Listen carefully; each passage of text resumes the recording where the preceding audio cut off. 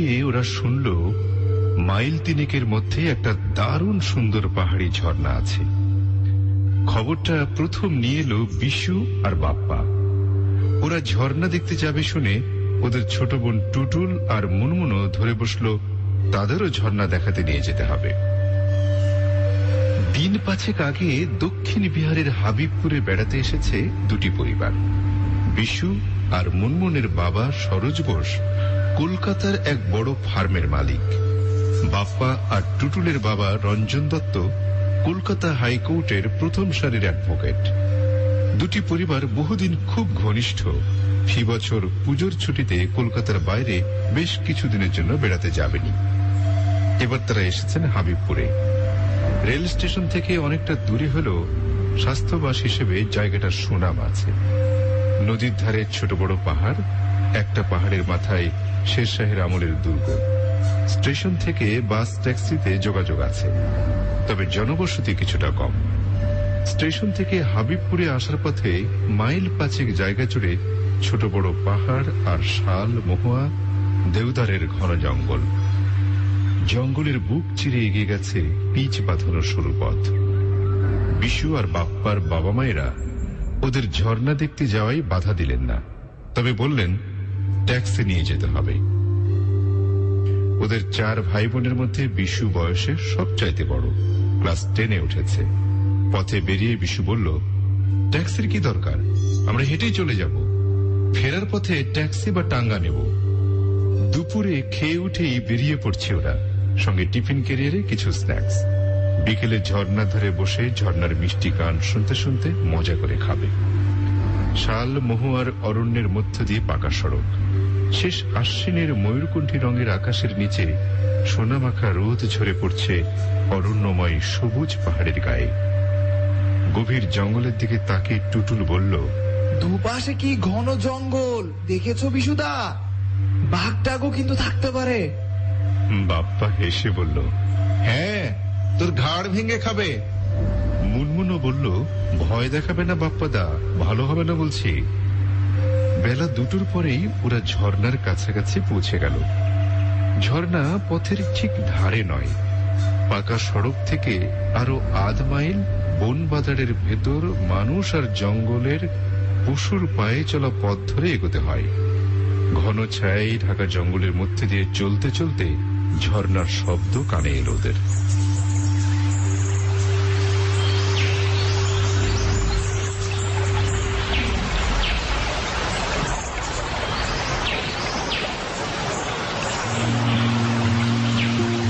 ঝর্ণার সামনে দাঁড়িয়ে মুগ্ধ বিস্ময়ে কথা বলতে ভুলে গেল ওরা। প্রায় 200 ফুট উঁচু পাহাড়ের মাথা থেকে জলস্রোত নিচে পড়ার আগে পাহাড়ের মাঝামাঝি জায়গায় যেখানে প্রথম ধাক্কা খাচ্ছে, সেখানে জলের অজস্র কণায় রোদ পড়ে নামধনুর মতো 7টি রং ঝলসে উঠছে। ঝর্ণার 3 দিকে মাথা তুলেছে সবুজ জঙ্গলে পাহাড়। ঝর্ণার চারিদিকে ছড়িয়ে রয়েছে ছোট বড় শিলাখণ্ড। অনেক উঁচু থেকে নিচের পাথুরে জল পড়ার একটানা প্রচন্ড শব্দে কথা ভালো করে শোনা যায় না। ওরা ঝর্ণার ধারে পৌঁছবার আগেই এক বাঙালি পরিবার এসেছেন। বাবা মায়ের সঙ্গে ওদের বয়সী 2টি ছেলে মেয়ে। ওদের দিকে তাকিয়ে সকলে হাসলেন। অল্পক্ষণের মধ্যেই আলাপ জমে উঠল। কিছুক্ষণ পর স্যুট টাই পরা আরো 3 জন লোক ঝর্ণা দেখতে এলো।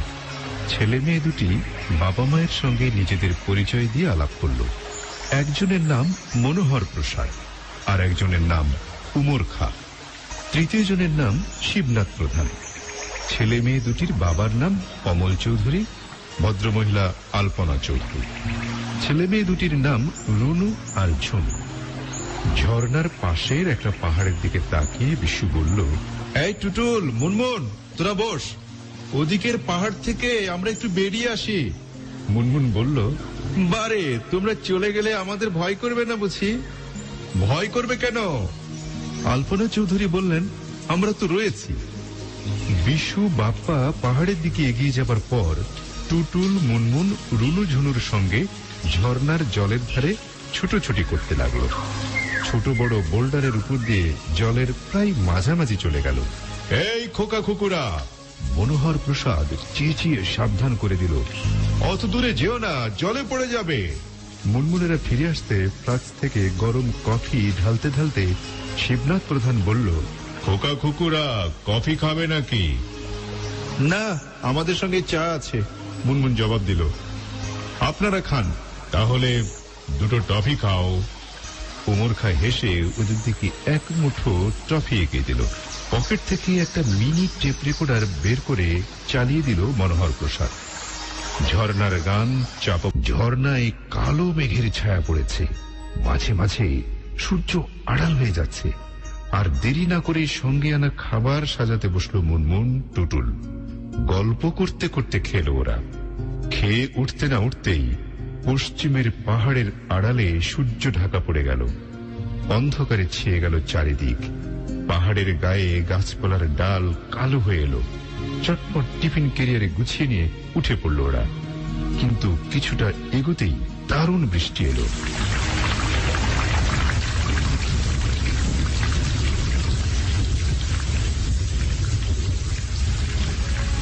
ছুটে গিয়ে ওরা একটা বড় মহুয়া গাছের নিচে দাঁড়ালো।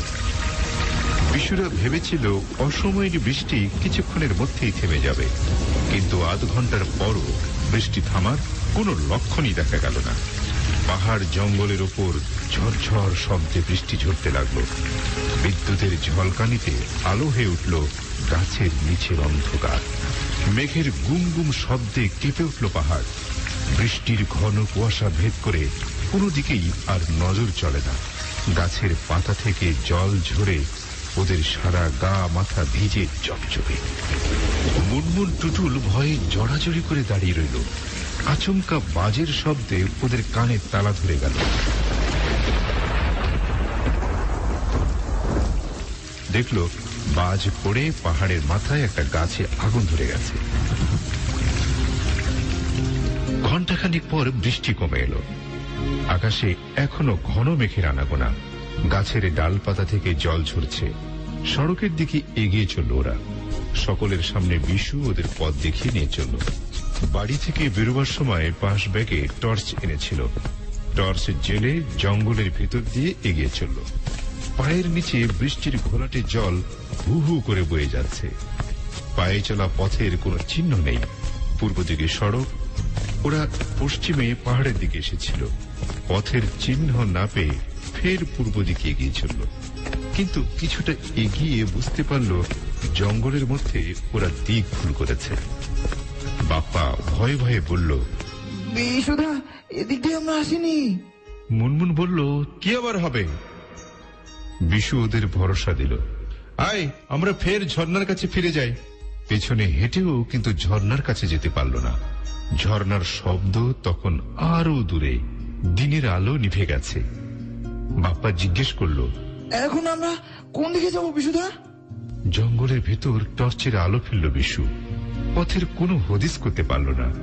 মুনমুন ফুঁপিয়ে উঠল, আমরা কি বাড়ি ফিরতে পারবো না দাদা? টুটুল বলল, সারা রাত কি আমাদের এই জঙ্গলের মধ্যে থাকতে হবে? কি বলে এদের ভরসা দেবে ভেবে পেল না বিশু বাপ্পা। খানিক বাদে বিশু বলল, এক জায়গায় চুপচাপ দাঁড়িয়ে থেকে কোনো লাভ নেই, চল আমরা ডান দিকে এগোই। গাছের জটলার ভেতর দিয়ে টর্চের ফোকাস ফেলে এগিয়ে চলল ওরা। কোন দিকে যাচ্ছে কিছু জানে না, তবু সামনে এগিয়ে চলল। মিনিট 15 চলার পর বাপ্পা ফিস ফিস করে বলে উঠল, বিশুদা, দেখো দেখো, গাছের ফাঁকে আলো দেখা যাচ্ছে। থমকে দাঁড়িয়ে বিশু বলল, হ্যাঁ, আলোগুলো যেন সরে সরে যাচ্ছে মনে হচ্ছে। টুটুল বলল, মনে হচ্ছে গাড়ির আলো। মুনমুন বলে উঠল, ওইদিকেই তাহলে বাস রাস্তা। জঙ্গলের ভেতর দিয়ে জোরে পা চালিয়ে দিল ওরা। এতক্ষণে মুক্তির পথ খুঁজে পেয়েছে। মিনিট 5 মধ্যেই ওরা পাকা সড়কের উপর এসে পড়ল। বৃষ্টিতে ভিজে সপসপ করছে ওদের পোশাক। উপায় নেই, বাড়ি ফেরার আগে পর্যন্ত ভিজে পোশাক পরে থাকতে হবে। তখনও ঝিরঝিরে বৃষ্টি পড়ছে। আচমকা বিদ্যুৎ ঝলকের সঙ্গে কাছাকাছি কোথাও বাজ পড়ল।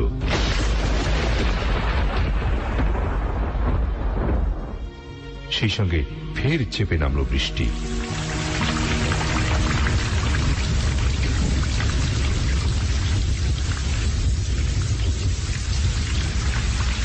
যখন খুঁজে পেয়েছে তখন হেঁটেও ফিরতে পারে, তবে ঝড় বৃষ্টি মাথায় করে প্রায় 3 মাইল পথ কেমন করে পার হবে? একটা বড় গাছের নিচে দাঁড়িয়ে বিশু বলল, ফেরার পথে কোনো গাড়ি দেখলে আমরা লিফট চাইবো। কিছুক্ষণের মধ্যেই একটা ভারী ট্রাকের শব্দ শুনল ওরা, কিন্তু হতাশ হয়ে দেখল ট্রাকটা আসছে উল্টো পথে, অর্থাৎ ওরা যেদিকে যাবে সেই দিক থেকে। ট্রাকটা যেদিকে চলে গেল কিছুক্ষণের মধ্যে সেদিকে দুটো জোরালো হেডলাইট দেখতে পেল ওরা। কাছাকাছি আসতে দেখলো একটা জিপ ছুটে আসছে। পথের প্রায় মাঝামাঝি দাঁড়িয়ে হাত বাড়িয়ে চেঁচিয়ে জিপটাকে থামতে অনুরোধ করল বিশু। খ্যাচ করে বিকট শব্দে ব্রেক কষল জিপটা।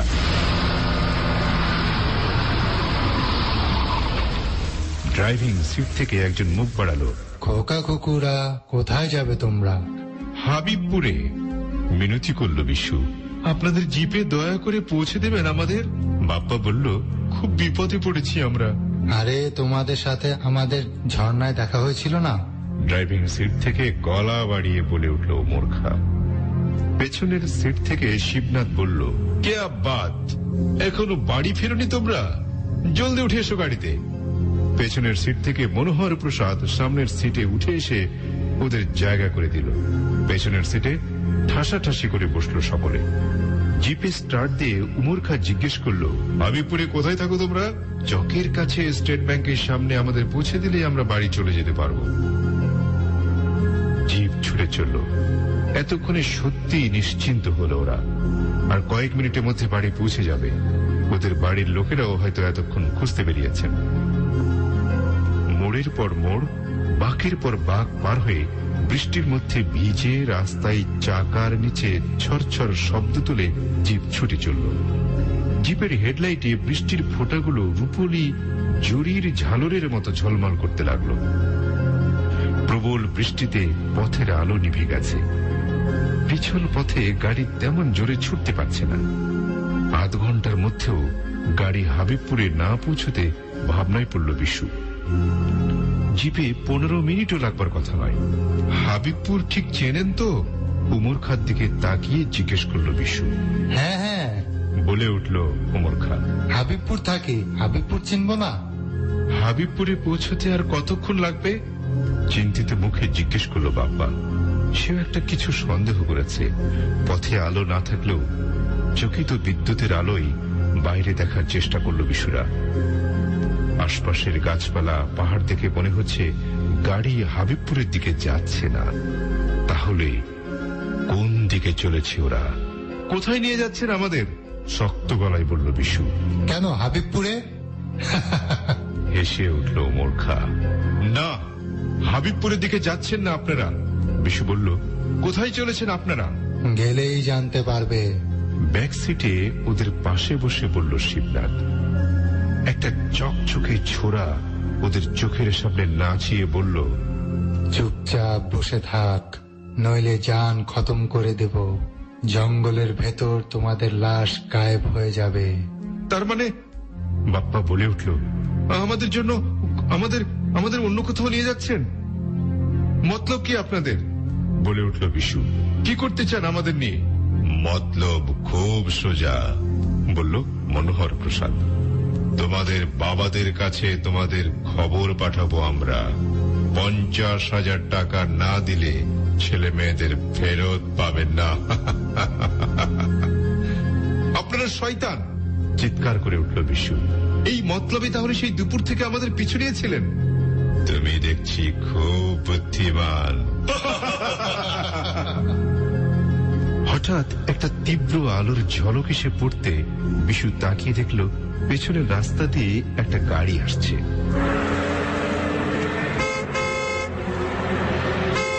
ঘন ঘন হর্ন শুনে মনে হচ্ছে গাড়িটা খুব জোরে ছুটে আসছে। হয়তো হর্ন দিয়ে সামনের গাড়িকে থামতে বলছে। উমর খার দলের লোকেরা পেছনের গাড়িটাকে দেখার চেষ্টা করল। পুলিশের গাড়ি নয়তো? বিশুদের বুক আশায় দুলে উঠল। ওদের বাবারা হয়তো পুলিশে জানিয়েছেন ওদের না ফেরার খবর। ওদের খুঁজতে হয়তো পুলিশ গাড়ি নিয়ে বেরিয়ে পড়েছে।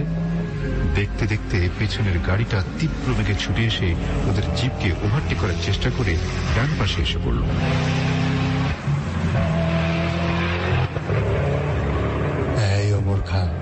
থামা।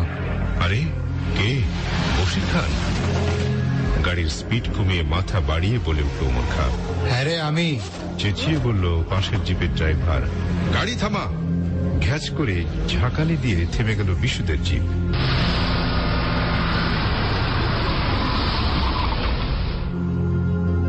দুটো জিপ এখন প্রায় গায়ে গায়ে লেগেছে। পাশের জিপে একা বসে রয়েছে কাবুলিওয়ালার মতো দশাশই চেহারার লোকটা, মুখে চাপদাড়ি, মাথায় সাদা কাপড় জড়ানো পাগড়ি। আরে বশির খান? জিজ্ঞেস করল মনোহর প্রসাদ। কোথায় গেছিলে তুমি? মজিদপুরের দিকে একটা জরুরি দরকার ছিল, হেডলাইটে দেখতে পেলাম তোদের জিপটাকে। জবাব দিয়ে জিপের ব্যাক সিটে বিশুদের দিকে তাকিয়ে হেসে বলল, বেশ শাসালো সওদা দেখছি, পেলি কোথায়? ঝর্ণার কাছে। জবাব দিল শিবনাথ। 50,000 কমে ওয়াপস দেব না। কি বললি? 50,000? থমকে উঠল বশির খান। 1 লাখের কমে ছাড়া চলবে না। অত টাকা কি দেবে গুরু? বলল উমর খাঁ। আলবৎ দেবে। বিশুদের দিকে আগুনের ভাটার মতো চোখ তুলে তাকালো বশির খান। নইলে 4টাকে কাতল করে দেব। তোরা পারবি না? সওদা আমার গাড়িতে তুলে দে, যা করার আমি করব। বিশুদের গাড়ির ভেতর উকি দিয়ে গর্জে উঠল বশির খান। এই বাচ্চা লোক, জলদি উঠে আমার গাড়িতে। ওমর খাঁর জিপ থেকে বিশুদের হাত ধরে মুখ চেপে নামিয়ে বশির খানের জিপে তুলে দিল মনোহর প্রসাদ। জিপে স্টার্ট দেবার আগে অন্ধকারে ঝকঝক করে উঠল বশির খানের ভাটার মতো চোখ। জিপের সামনে খোপ থেকে একটা পিস্তল বের করে পেছনের সিটে বিশুদের দিকে হাত বাড়িয়ে দেখিয়ে বশির খান বলল, একদম চুপচাপ বসে থাকবে, চেঁচালে গুলিতে শির উড়িয়ে দেব, মালুম? বশির খানকে দেখে বিশু বাপ্পার প্রাণ উড়ে গেল। টুটুল মুনমুন প্রায় দিশা হারিয়ে ফেলল। তপ্ত কড়াই থেকে এবার বোধহয় তারা জ্বলন্ত উনুনের মধ্যে পড়ল। লোকটা শুধু ডাকাত নয়, ডাকাতদের লিডার। ওরা ভেবে পেল না কি করবে। এদিকটা শহরের একেবারে বাইরে, ঝোপ জঙ্গল পাহাড় ছাড়া আর কিছুই দেখা যাচ্ছে না। জঙ্গলে হিংস্র জানোয়ার থাকা অসম্ভব নয়। বশির খানের জিপ ঝড়ের মতো উড়ে চলল।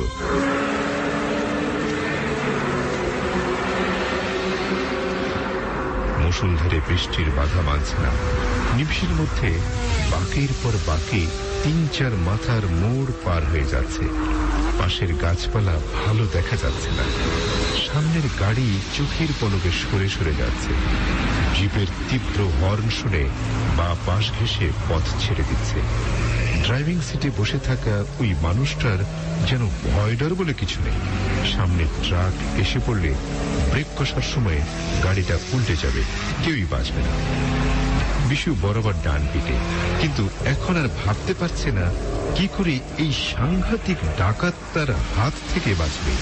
বিশুরা জানে না কোথায় নিয়ে চলেছে ওদের, কি জানে ওদের বাড়ি থেকে কত দূরে। এরপর হয়তো পাহাড় জঙ্গলের মধ্যে ওদের গোপন ডেরায় লুকিয়ে রাখবে। বাড়ির লোক কোনোদিনই খুঁজে পাবে না ওদের। 1 লক্ষ টাকা চেয়ে পাঠাবে ওদের বাবার কাছ থেকে। কি কুক্ষণে আজ ওরা বাড়ি থেকে বেরিয়েছিল, ওদের খুঁজে না পেয়ে এতক্ষণে হয়তো ওদের বাড়ির সকলের মাথা খারাপ হয়ে গেছে। আচমকা বিদ্যুতের তীব্র ঝলকে বিশুদের চোখ ধাঁধিয়ে গেল। বশির খানও জিপটাকে ঝট করে ব্রেক কষে দাঁড় করিয়ে নামতে গেল। ঠিক তক্ষুনি চারদিক কাঁপিয়ে কড়কড় শব্দে বাজ পড়ল।